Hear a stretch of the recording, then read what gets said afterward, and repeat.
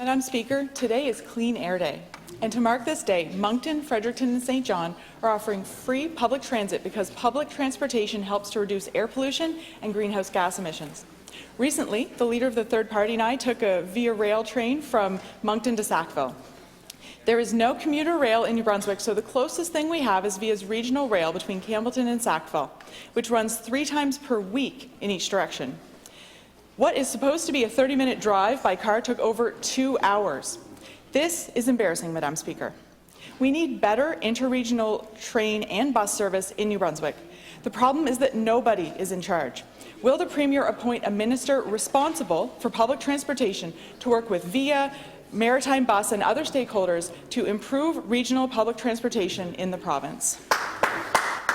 I recognize the Honourable the Premier. Thank you very much, Madam Speaker. As I've said in this House before, we will not be creating a Minister for Public Transportation. It's a file that's being worked on by a number of departments in government. Importantly, the departments that represent communities like local government, RDC, Opportunities New Brunswick, Department of Transportation and Infrastructure, and we have a great team of ministers here, but we're not going to be creating a new ministry for each point raised. Je reconnais la députée de Tantramar. Madame la Présidente, les gouvernements successifs n'ont pas agi dans le domaine des transports publics parce que personne n'est responsable. C'est un échec des gouvernements successifs que les gens du Nouveau-Brunswick n'aient pas accès à un transport public fiable et abordable entre les régions.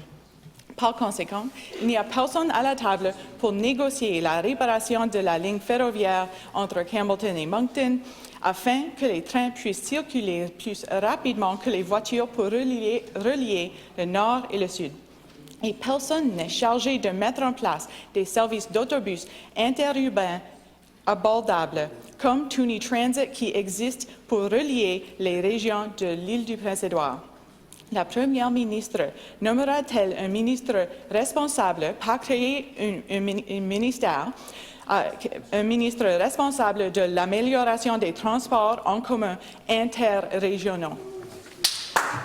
Je reconnais la Première ministre. Merci beaucoup, Madame la Présidente. Je pense que c'est un petit peu la même question que j'ai juste répondu. On ne va pas créer un nouveau ministère ou un nouveau ministre responsable pour quelque chose où on a une équipe qui travaille là-dessus. Je pense que c'est le temps de éviter des silos en gouvernement et faire ce travail collaboratif. Et c'est un travail qui se fait sur le terrain avec la municipalité. C'est un travail qui est supporté par le SDR au gouvernement. Et c'est un travail aussi au niveau du gouvernement fédéral pour assurer que notre système de connexion avec les rails autour de la pays sont en bonne place. Alors, nous allons continuer de travailler comme équipe avec les communautés et les personnes sur le terrain pour avancer cet enjeu. I recognize the member for Tantramar. Madam Speaker, we don't want a new department, but there needs to be someone in government who's in charge. If everybody is in charge, no one's really in charge. No one is leading this. And public transportation is very important for affordability, accessibility, air quality, climate action, and more. And as Ted Bartlett of Transportation Action Atlantic said on CBC's Info AM this morning, train service in New Brunswick is a national embarrassment. If the Premier wants to talk about nation-building projects and interprovincial collaboration that would bring our regions together, improving public transportation in the Maritimes would be a great start. Just imagine regional public transportation that conveniently connects the Maritime provinces. So will this Premier, she's currently the chair of the Council of Atlantic Premiers, will she commit to putting regional public transportation on the agenda for the next meeting? Je reconnais la Première ministre.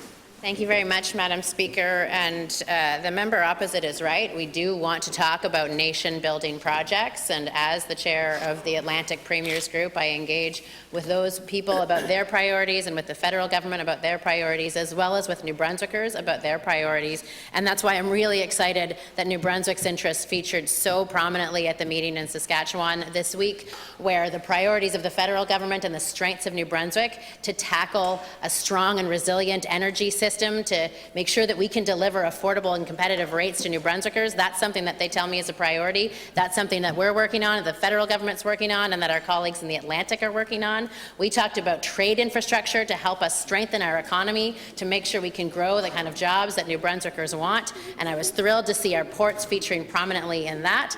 We talked about net new nuclear, whereas it's a place that New Brunswick leads in order to support the development of this economy and our jobs, and we talked about critical minerals. So New Brunswick is absolutely leading on nation-building projects, and I'm very proud to represent this province in that.